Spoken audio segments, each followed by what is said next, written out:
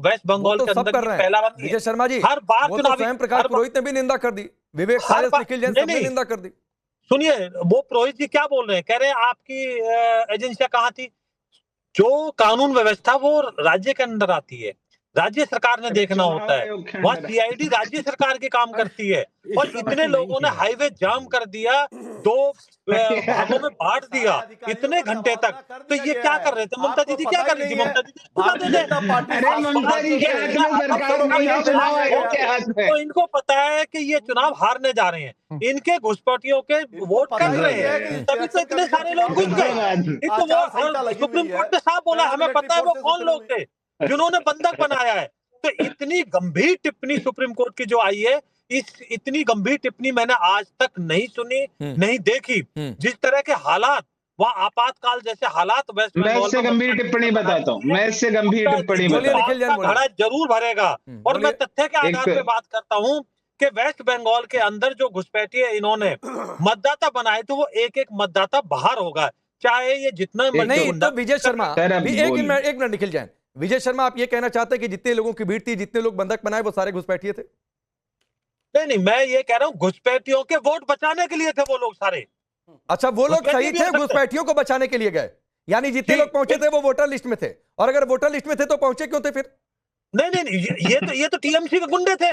TMC के गुंडे अपने घुसपैठियों के अपने चुनाव जीतने के लिए वो पहुंचे थे वहां पे, ताकि डराया जा सके। सुप्रीम कोर्ट ने बोला ये बात। हाँ, ठीक है। अब ठीक है, नहीं ठीक है। अब स्वयं प्रकाश पुरोहित जी के लिए आऊंगा। अब चूंकि टीएमसी के गुंडे बोला तो उस पर रिप्लाई। अब स्वयं प्रकाश पुरोहित जी इसका रिप्लाई करिए। ये हजारों लोगों की भीड़ जो पहुंची, स्वयं प्रकाश पुरोहित जी सवाल सुनिए। विजय सिन्हा रुकिए। ये कह रहे हैं कि ये सारे टीएमसी के लोग थे, टीएमसी के गुंडे थे, ये आरोप आप पर लगा रहे हैं। और दूसरी बात है, कोर्ट की एक टिप्पणी तो है कि ये जो कुछ हुआ है एक तरीके से अदालत पर हमला है, क्योंकि अदालत द्वारा नियुक्त न्यायिक अधिकारी थे, तो उन पर हमला हुआ तो अदालत पर हमला माना जाएगा।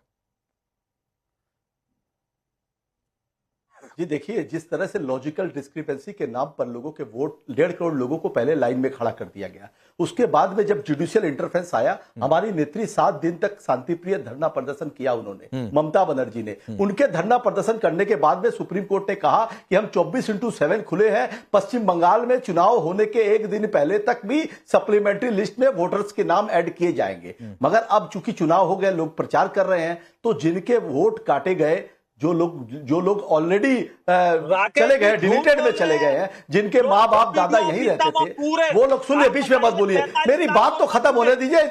इतनी उत्तेजित क्यों है? अरे सुन लो। नहीं, राकेश जी, इसको बीच में मत बोलने दीजिए। जब नागरिकता और मतदान का अधिकार विसंगतियों के कारण, और इलेक्शन कमीशन, जैसे साइमन कमीशन अंग्रेजों के समय में डंडा चलाता था, वैसे इलेक्शन कमीशन काम करेगा क्या? आप भारतीय जनता पार्टी शासित अधिकारियों को पश्चिम बंगाल में भेज दिया। जो चीफ सेक्रेटरी है, वो आज तक यहाँ के मुख्यमंत्री से फोन में उन्होंने बात तक करना मुनासिब नहीं समझा कि कौन यहाँ की मुख्यमंत्री है, और आप आरोप ममता बनर्जी पर लगा देंगे, तृणमूल पर कांग्रेस के गुंडे बोल देंगे। अरे भाई, अभी भी 22 लाख लोगों के नाम इंटर हुए हैं, बाकी जिनके नाम बाकी है, हाँ, वो लोग तो अपने वोटर में नाम लिस्ट में जुड़वाने के लिए प्रयास करेंगे। हाँ, अगर कल किसी ने भी प्रयास कैसे होता है, आप उनको पकड़िए, जेल में डालिए। आप अभी भी कह रहे हैं स्वयं प्रकाश पुरोहित जी अगर सत्ता में नहीं दिख रहा है, चुप रहिए। 7 अधिकारियों में 3 महिलाएं थी, आपको गड़बड़ नहीं दिख रहा है? 9 घंटे तक खाना पानी नहीं दिया, गड़बड़ नहीं दिख रहा है?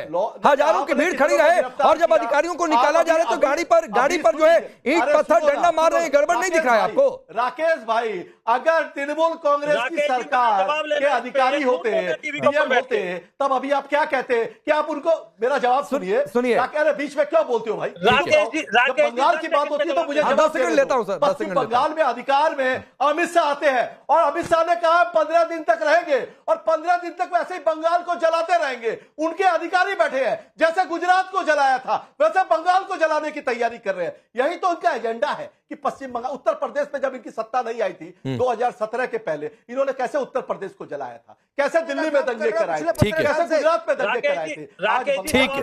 ठीक है, बोलिए विजय शर्मा। 10 सेकंड, 15 सेकंड ना बोलिए, फिर नवीन जी आ रहा हूं। 15 सेकंड विजय शर्मा, फिर नवीन जी आ रहा हूं। बोलिए। इन्होंने बोला है कि वहां पर अमित शाह जी कब रिजाइन करेंगे? अरे सुनिए, इन्होंने बोला कि जिनकी वोट कटी है वो लोग थे। रिजाइन अरे कब करेंगे? 43 लाख वोटों का निशान हो चुका है। 13 लाख वोट पूरे वेस्ट बंगाल में 294 विधानसभा में बचती है, तो वो सारे लोग एक वीडियो ऑफिस में कैसे आ गए? किसको आप मूर्ख बना रहे हो? देश की जनता को मूर्ख समझते हो? किसको मूर्ख समझते हो आप? अरे विधानसभा वाइज वोट जो है वो prestigious है। किसी एक विधानसभा के 13 लाख वोट नहीं है, तो आप खुद और वो न्यायिक अधिकारी अपनी ड्यूटी कर रहे थे। बंगाल के लोग उन्होंने 43 लाख लोगों का गांधी के विचारों के साथ खड़े हैं। वोटों का एक तरफ आप मुस्लिम पार्टी की बातें कर रहे हो। ठीक है, आपने कानून हाथ में ठीक है। नवीन जिंदल आप कुछ कहना चाह रहे थे? चाहते हो? ठीक है नवीन जिंदल बोलिए। हमने हाथ में ले लिया, आपसे समझ नहीं रहा। मैं राकेश जी 2-3 बातें बड़ी फैक्चुअल कहना चाहता हूं। अभी टीएमसी के नेता ने कहा कि सरकार को अभी जो इलेक्शन कमीशन है उसको उठा करके लोगों को जेल में डालना चाहिए। 2018, 21 और 23 के चुनाव में 3016 मुकदमे दर्ज हुए पश्चिम बंगाल के अंदर। उसके अंदर जितने लोगों को उस समय गिरफ्तार किया गया, किसी के खिलाफ आज तक एक भी कार्रवाई नहीं हुई। सबके सब बरी हो गए। अधिकांश केस की इन्वेस्टिगेशन नहीं हुई है। और दूसरा, अभी ये कह रहे हैं कि दिल्ली के अंदर दंगे कराए। दिल्ली के अंदर एक अंसार कबाड़ी को पकड़ा, सबने देखा, जिसने रामनवमी के जुलूस में तलवार चला करके हिंदुओं पर हमले किए। और उस अंसार कबाड़ी के पक्ष में अगले दिन सुबह एक देश के बड़े बड़े वकील कपिल सिब्बल और ये अभिषेक मनु सिंघवी जैसे खड़े हो गए। इनकी फीस देने के लिए आम आदमी को अपने घर बेचना पड़ जाए और कबाड़ी के लिए खड़े हो गए। कौन सा नेटवर्क है? ये सब जानते हैं किस प्रकार का नेटवर्क ये यूज कर रहे हैं। पश्चिम बंगाल के अंदर लोगों को जलाने और मारने का काम कर रहे हैं। पश्चिम बंगाल में महिलाओं के साथ जिन्होंने भाजपा को वोट दिया था उनके साथ रेप किया गया। उसकी वीडियो बना करके टीवी चैनलों पर सबको दिखाई गई। उसके बावजूद ममता बनर्जी ने किसी के खिलाफ कार्रवाई नहीं की। आज ये आकर के यहाँ बात कर रहे हैं। एक तरफ लोगों को धमका रहे, एक तरफ जुडिशियल अफसरों को धमका रहे, दूसरी तरफ जो है सिक्योरिटी एजेंसियों को धमका रहे। अच्छा मुझे एक बात बताइए, एक मिनट नवीन जी, नवीन भाई एक सेकंड रुकिए। स्वयं प्रकाश पुरोहित जी, आपने कहा कि ये लोग आक्रोशित थे, आपने कहा कि चलो चुनाव आयोग दिख रहा है तो सब कुछ उन्हीं की जिम्मेदारी है। चलिए 2 मिनट के लिए मैं अभी के दौर को छोड़ देता हूं। अब पश्चिम बंगाल में हिंसा कोई नई बात तो नहीं है। आप गूगल करिए, हजारों घटनाएं मिल जाएंगी सर। 15 साल से आप लोग शासन में हैं। मैं बहुत दूर नहीं जाता हूं, मुर्शिदाबाद की बात कर लेता हूं। छोड़ दीजिए अभी इस घटना को 2 मिनट के लिए। मुर्शिदाबाद में 120 से ज्यादा परिवारों को पलायन करना पड़ा। 500 से ज्यादा लोग पलायन हुए, मालदा के राहत कैंप में रहने के लिए मजबूर हुए। दावा यह हो गया कि 200, अब सुन लीजिए सर, सुन लीजिए, चुनाव की बात छोड़ ही देता हूं आपके हिसाब से। 200 हिंदुओं के घर जला दिए गए। कैसे हो गया था ये? आप अमित शाह से सवाल नहीं करेंगे क्या? अरे फिर वही बात है, से सवाल नहीं करेंगे। आप अमित शाह गृह मंत्री बोलते हैं कि मुझे भारतीय जनता पार्टी को दे दीजिए बंगाल, भले ही वो नेता कांग्रेस से आया हुआ हो, भले ही तृणमूल से आया हुआ हो, हमें अपने लोगों को भाजपा को वोट किया था। यहाँ के जल जंगल किसी में एक पे कार्रवाई हुई क्या? ये वोटर अधिकार की बात कर रहे हैं। 286 महिलाओं के लोगों की जनता के अधिकार को छीनने की अगर बात करेंगे तो ये बंगाल की जनता ठीक है स्वयं भाई, मैं आप सुनिए स्वयं प्रकाश पुरोहित, आप जो अमित शाह को लेकर सवाल पूछ रहे हैं, मैं अलग से 1 मिनट आपको देता हूं और अलग से दूंगा कि विजय शर्मा उस पर रिप्लाई करें। लेकिन मैंने जो मुर्शिदाबाद की बात की तो आप कल्टी क्यों काट लिया? जी नहीं मैंने तो बताया गिरफ्तारियां हुई है 700 से ज्यादा। नहीं कैसे हो गया सर? कैसे हो गया? हजारों लोग कैसे सड़कों पर उतरे? कैसे आगे और पथराव हो गया था मुर्शिदाबाद में? अरे यार, कौन तब उकसा दिया था? किसकी गलती थी? चिल्लाओगे या जवाब सुनोगे? हाँ बोलिए। चिल्लाओगे या जवाब सुनोगे? बोलिए सर, बोलिए। चिल्लाओगे या जवाब सुनिए। बीएसएफ की रिपोर्ट क्या थी कि बांग्लादेश से घुसपैठ हुई, झूठ बोलते हैं। जो मुर्शिदाबाद में दंगा था वो करवाया गया था। बीएसएफ की आप रिपोर्ट पढ़िए, झूठ बोलते हैं, रिपोर्ट पेश करिए, आप टीवी चैनल में दिखाइए। बीएसएफ की रिपोर्ट थी बांग्लादेश की घुसपैठ से थे, बांग्लादेश चल रहा था उस समय में, तब मुर्शिदाबाद की घटना हुई थी। आप भूल रहे हैं कि बांग्लादेश में हिंदुओं को कैसे मारा गया था, बांग्लादेश में हिंदुओं को कैसे मारा गया था। आपके प्रधानमंत्री मैं बिल्कुल नहीं भूल रहा हूं, लेकिन सुनिए सर, सुनिए, जब आपका चुनाव था ये बहुत सियासी गोटी आप सही फिट कर रहे हैं। स्वयं प्रकाश पुरोहित, ये सियासी गोटी आप सही फिट कर रहे हैं कि जब चुनाव नहीं था तब बीजेपी ने करवा दिया, तो फिर रोकना किसकी जिम्मेदारी थी? अब रुक जाइए सर, तब रोकना किसकी जिम्मेदारी थी? इस पर आप कुछ नहीं बोलेंगे, लेकिन करवा दिया आप दोष मानेंगे। अभी क्या है कि अभी भी करवा दिया, हमारा देखना ही काम नहीं था। चित भी अपनी, पट भी अपनी। 3 दिन तक फोन उठाना बंद नहीं की। सुनिए, गुजरात में 3 दिन तक फोन नहीं उठाया गया था।